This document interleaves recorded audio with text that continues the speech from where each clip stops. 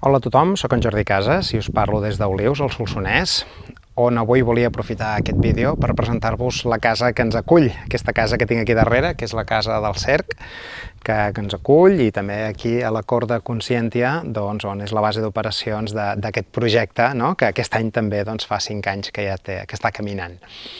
Doncs bé, aquesta casa aquest any és un motiu també d'alegria perquè aquest any fa el mil·lenari de la casa. I direu, i com ho sabeu? Doncs, bueno, fa molts anys aquí a Olius hi va haver un mossèn Bach, que ja va morir, que va escriure un llibre que és Olius, un poble del Solsonès.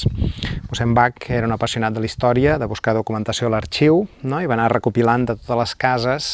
Olius és un municipi que la majoria de cases estan cases de pagès escampades per tot el municipi, que és molt gran. I, així com la comarca del Solsonès passa també a molts municipis, doncs Mossèn Bach es va dedicar a anar buscant aquesta informació a nivell d'arxiu i posar-la en aquell llibre. I en aquest cas, d'aquí del Cerc, diu molt poca cosa, però diu que el 1024 es parla del Cerc on hi havia vinyes. Per tant, fixeu-vos, ja fa 1000 anys que per aquí algú va decidir establir-s'hi, no? Començar a construir la casa, suposo que molt diferent de com és ara, però ja va venint aquí també per les vinyes i per cultivar-ho. Per nosaltres és un motiu d'alegria i d'il·lusió poder celebrar aquest mil·lenari coincidint estant en aquesta casa, amb la meva germana, la Mercè, el Jaume, que va ser la meva parella durant molt temps, i jo mateix vam venir aquí i vam començar a tornar-la a posar en marxa, a adequar-la, a netejar-la en tots els aspectes, i aquesta casa ens ha proveït molts moments de treball també, però també d'alegria, i després quan neix Consciència encara li dona més motiu el fet que estiguem aquí. Quan anem a un lloc, quan una casa ens porta, quan la vida ens porta a un lloc, a vegades no és casualitat, perquè no existeixen les casualitats. I aquí és un dels llocs on aquesta casa ens ha permès fer aquesta feina, tant a nivell personal com a nivell físic, com a nivell emocional, tots els aspectes. Per tant, és un motiu d'alegria. I també volia aprofitar per recordar tota la gent que ha viscut aquí durant aquests anys, aquests 1000 anys, generacions i generacions, gent que l'han vist créixer, que l'han vist potser ensorrar-se, que l'han vist transformar, que l'han refet, que l'han adequat, però que ha persistit, i 1000 anys després està aquí. Llavors jo crec que és d'agrair a tota la gent abans que nosaltres que ha estat ja cuidant d'aquest entorn, i nosaltres que continuarem cuidant-lo mentre puguem perquè tingui molts més anys de vida.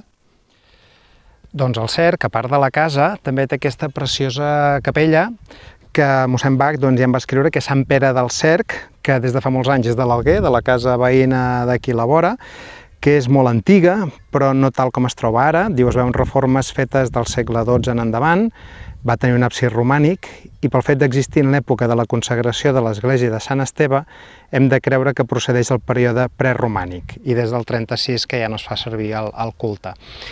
Però fixeu-vos aquesta joia d'església, la importància que en aquell moment el Cerc ja havia de tenir, connectat amb Sant Esteve d'Olius, també tenim Santa Magdalena allà darrere, tenim Santa Maria del Villaró, és a dir, és una zona on hi ha moltes capelles preromàniques que denoten la importància també de tota aquesta contrada i de tot aquest lloc, i de la importància que tenia tota aquesta zona d'aquí del Solsonès i d'Olius en especial.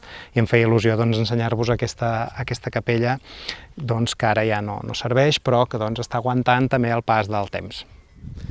Aprofitant aquest record que fem d'aquesta casa que fa el mil·lenari, m'agradaria fer una petita reflexió del tema de la vida pagès. Ens havien explicat, gent que havia viscut aquí, que per exemple quan es trobaven malament o els faltava alguna cosa, posaven un llençol al balcó i així la casa veïna, que visualment està aquí darrere, l'Alguer, sabien que alguna cosa no anava bé i que necessitaven ajuda, si podien passar per aquí i ajudar-los.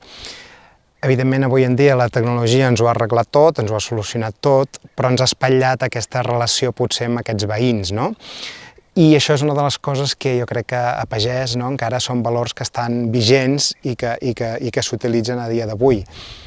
Una de les figures que a mi sempre m'ha cridat molt l'atenció és el que es coneix com el cap de dol.